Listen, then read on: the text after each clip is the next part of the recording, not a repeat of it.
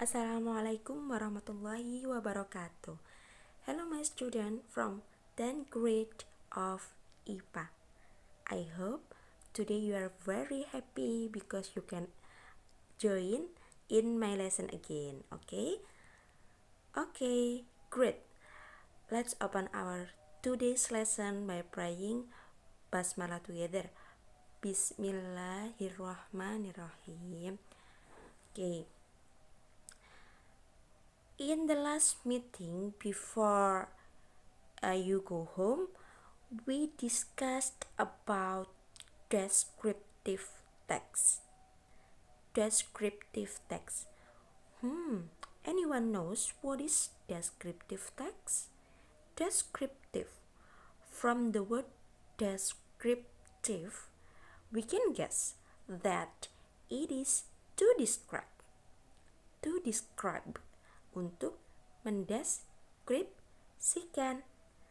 So the purpose of descriptive text is mainly to describe a particular person, object, or place. Jadi fungsi dari descriptive text itu adalah untuk mendeskripsikan. Mendeskripsikan siapa Ustazah? A particular person, specific person, orang tertentu. Like I want to describe Nisa Sabian, for example. And then particular object, siapa? Cat, for example. And then place. What the meaning of place? Tempat. Sembalun, village, that we have discussed before. Ya, mau mendeskripsikan tentang Sembalun village, for example. Jadi fungsinya adalah untuk mendeskripsikan, to describe. Okay, get it? Good. Next. Generic structure of descriptive text. Generic structures of descriptive text consist of two parts. What are they?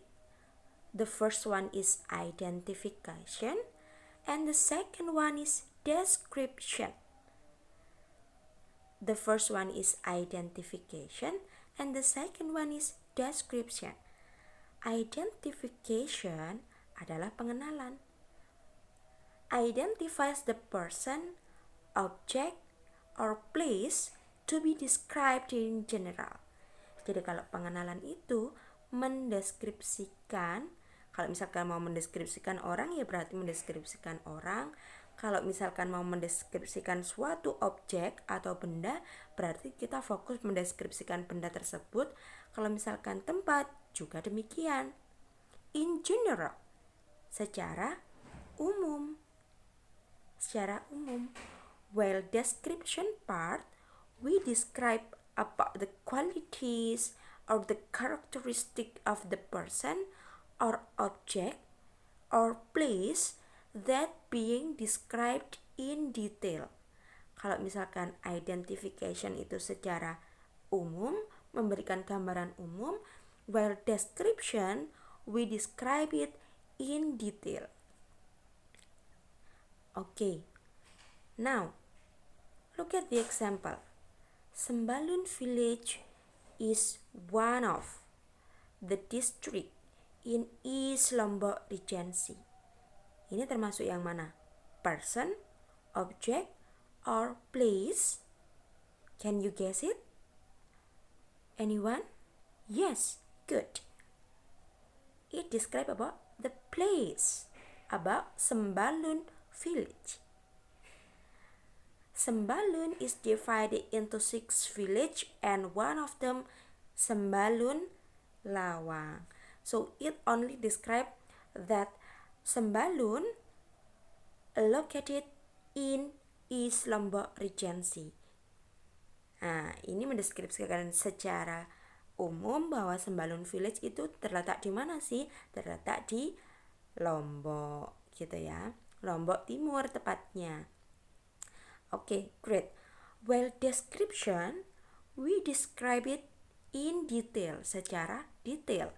For example, as Sembalun lies at the base of Mount Rinjani, the soil is rich and fertile, allowing for a booming agricultural industry which forms of the economic of the village. Nah, kalau description itu lebih detail lagi. Nah, letaknya itu dijelaskan secara detail bahwa Sembalun itu berada di mana sih? At the base of Mount Rinjani, terletak pada dasar Gunung Rinjani. Dijelaskan juga bahwa tanahnya di situ itu subur, tanahnya di situ itu kaya, sehingga perekonomian di situ itu tumbuh gara-gara apa? Gara-gara pertanian di sekitarnya itu berkembang pesat seperti itu. Jadi lebih jelas lagi. Kalau identification tadi secara umum, kalau description lebih jelas lagi. Question? Okay, great. If no question, now we are going to discuss about the language features of descriptive text. The language features, unsur-unsur bahasa pada descriptive text itu apa aja sih? First, we have use specific object or participant. Use specific object, jadi menggunakan specific object, objeknya yang spesifik.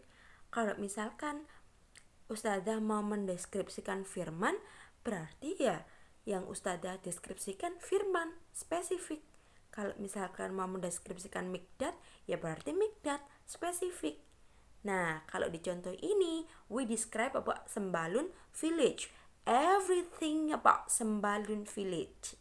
So the writer describe specific place, yaitu Sembalun village. Get it? Okay, good. Now, the next. We use simple present tense.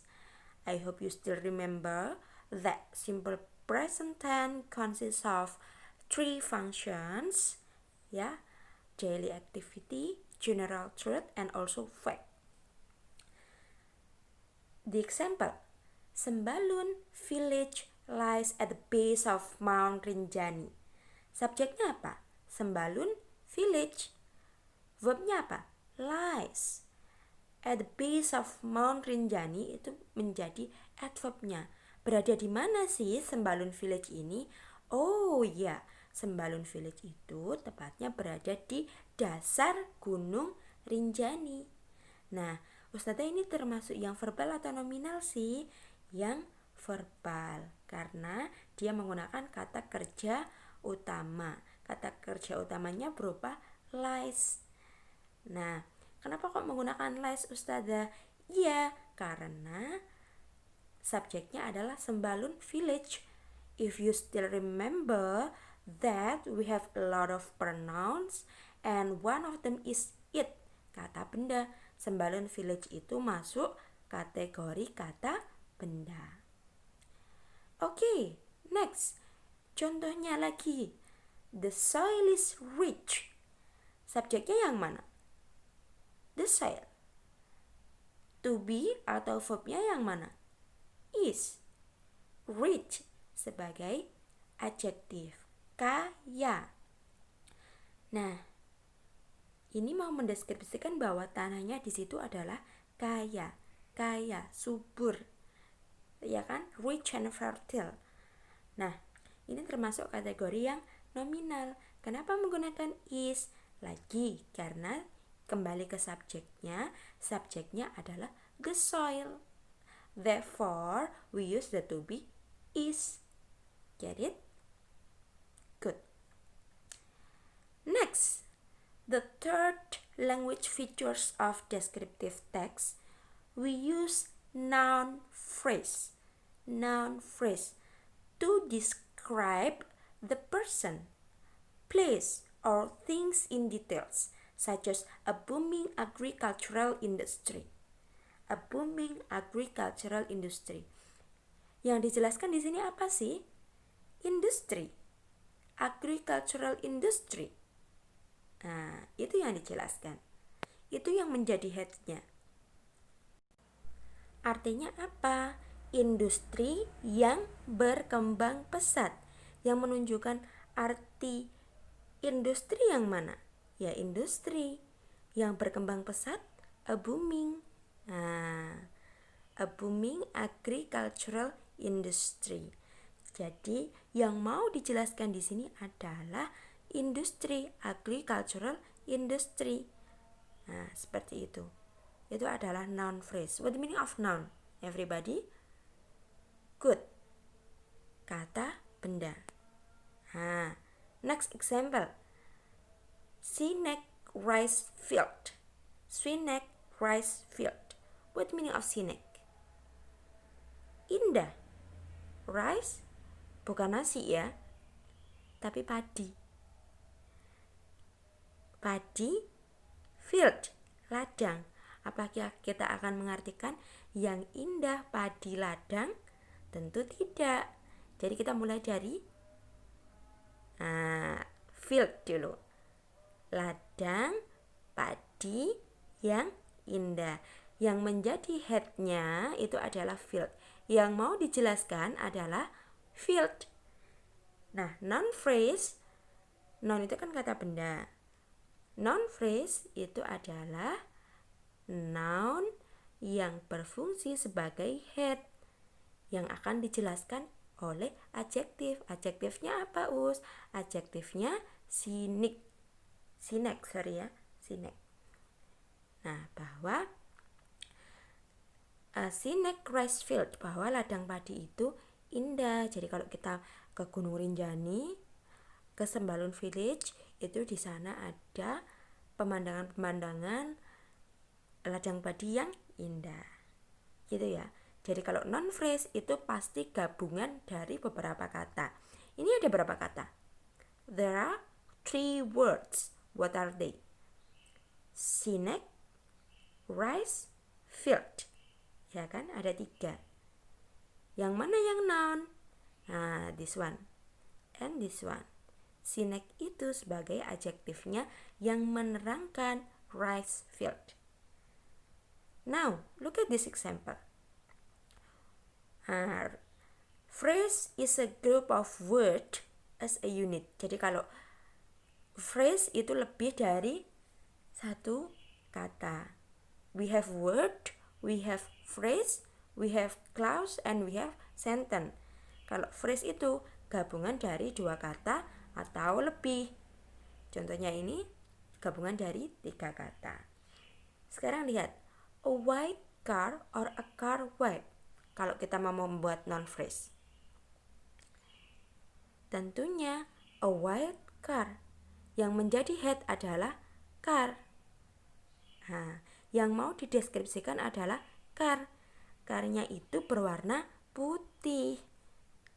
Nah, jadi noun phrase adalah noun as a head. Get it? Great. Another language feature of descriptive text, use adverb of time, place. Use adverb of time, place. What the meaning of adverb? Great. Adverb adalah kata keterangan. Adverb keterangan, hey. Nah, adverb adalah kata keterangan.